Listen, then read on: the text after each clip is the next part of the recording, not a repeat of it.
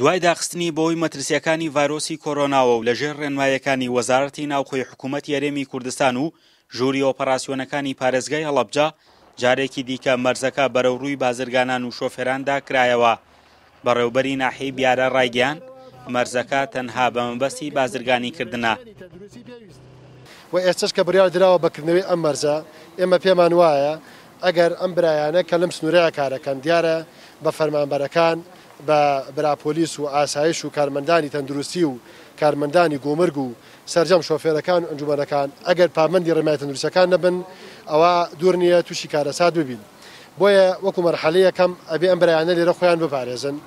دوو ئێمە دەستخۆشی لە سەرجەم فەرمانبەرانی ئەم سنوورە ئەکەین و ئومێدەوارین بتوانن بە هەموو لایەکەوە لەم مەرزەیە بە شێوەیەک ئیشوکار بەڕێوە بەرن کە دوور بینەوە نەخۆشیە و خۆمان بپارێزین.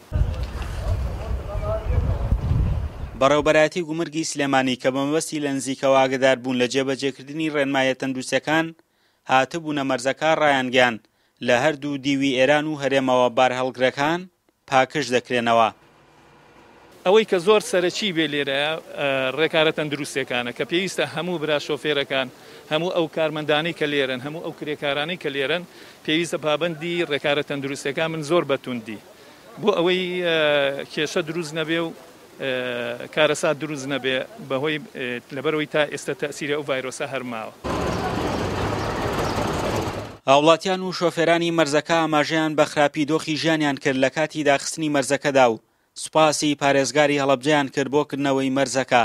مەرزی تەوێڵە شۆشمێ مەرزێکی نافەرمیە لە نێوان کۆماری ئیسلامی ئێران و هەرێمی کوردستاندا ماوەی چەند ساڵێکە کار بۆ بە نێودەوڵەتی کردنی دەکرێت تا ئێستاش بە نێودەوڵەتی نەکراوە. دوای داخستنی مەرزی شۆشمێ تەوێڵە لە ماوەی ڕابردوودا بەهۆی بڵاوبوونەوەی ڤایرۆسی کۆرۆناوە ئەمڕۆ جارێکی دیکە مەرزەکە بەرەوڕووی شۆفێران و بازرگاناندا کرایەوە. بەرپرسانی ئیداری لە هەردوو دیوی کۆماری ئیسلامی ئێران و هەرێمی کوردستانەوە جەخت لەوە دەکەنەوە کردنەوەی مەرزەکە لە چوارچێوەی ڕێنمایی و ڕێکارە تەندروستیەکاندا دەبێت.